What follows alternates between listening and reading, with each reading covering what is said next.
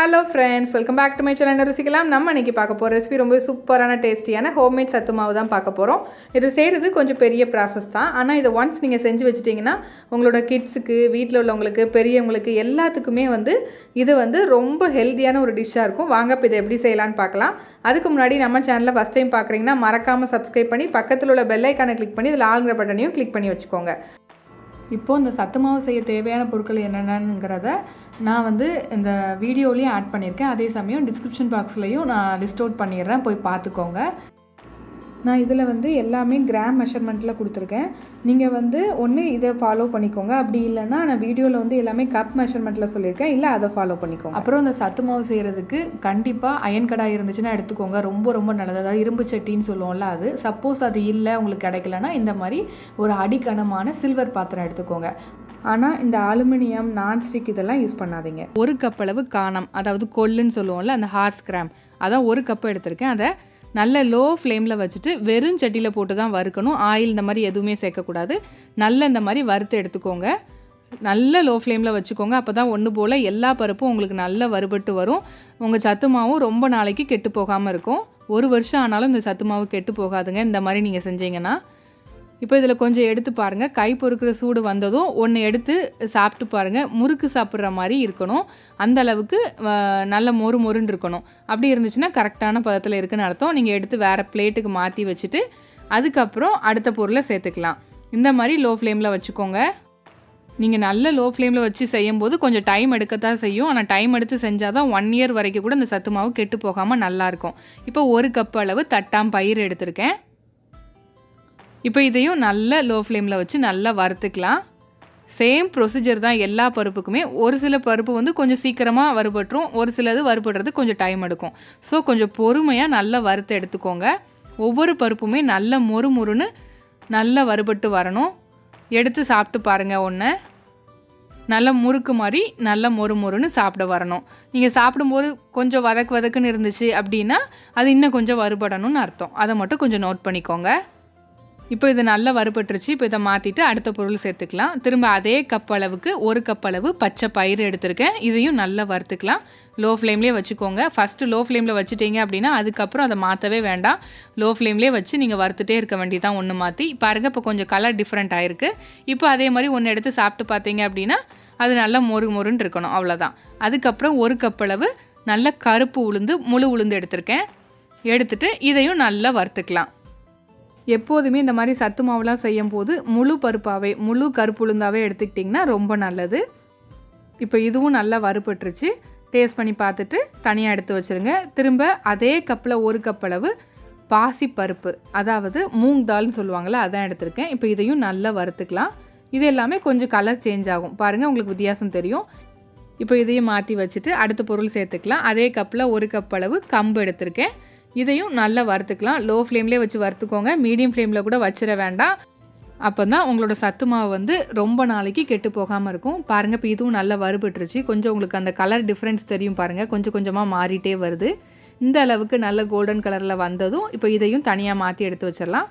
இப்போ அதே கப்பில் 1 கப் அளவு கருப்பு கொண்டக்கடலை எடுத்திருக்கேன். இந்த வெள்ளை சன்னா எடுக்க வேண்டாம். கருப்பு கொண்டக்கடலையே எடுத்துக்கோங்க. அதான் ரொம்ப நல்லது, ஹெல்தியானதும் கூட. இப்போ இதையும் நம்ம நல்லா வறுத்து எடுத்துக்கலாம்.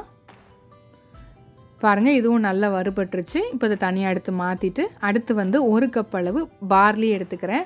பார்லி ரைஸ்னு சொல்லுவாங்க, அதுதான் எடுத்துக்கிறேன். இப்போ இதையும் நல்லா வறுத்துக்கலாம். நல்லா வறுத்து எடுத்துட்டு இதையும் அதே மாதிரி ஒன்று எடுத்து சாப்பிட்டு பாருங்கள். நல்ல மொறுன்னு முறுக்கு மாதிரி இருக்கணும். அப்படி இருந்துச்சுன்னா நல்லா வறுபட்டுருச்சுன்னு அர்த்தம். தனியாக எடுத்துட்டு திரும்ப 1 கப் அளவு நல்ல சிகப்பு அரிசின்னு சொல்லுவாங்கள்ல, ரெட் ரைஸ், அதுதான் எடுத்திருக்கேன். அதையும் நல்லா வறுத்துக்கலாம். எல்லாமே ஒரே கப்பை வச்சு மெஷர்மெண்ட் பண்ணிக்கோங்க. ஒரு கிளாஸில் எடுத்திங்கன்னா அந்த கிளாஸை வச்சு எல்லாத்தையும் அளந்து எடுத்துக்கோங்க. இப்போ இதுவும் நல்லா வறுத்து எடுத்துக்கலாம்.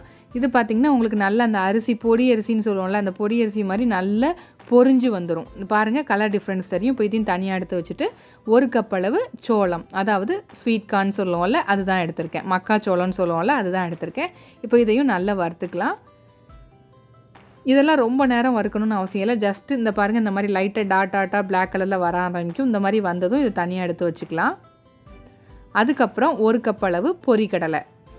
எடுத்திருக்கேன். இப்போ இதையும் நல்லா வறுத்துக்கலாம். இதுவும் கொஞ்சம் கலர் சேஞ்ச் ஆகிறது அதில் நல்லா தெரியும். அது அளவுக்கு நல்லா வறுத்துக்கலாம். லோ ஃப்ளேமை வச்சு மாற்றிடாதீங்க. பாருங்கள், இப்போ அதுக்கப்புறம் 1 கப் அளவு வேர்க்கடலை எடுத்திருக்கேன்.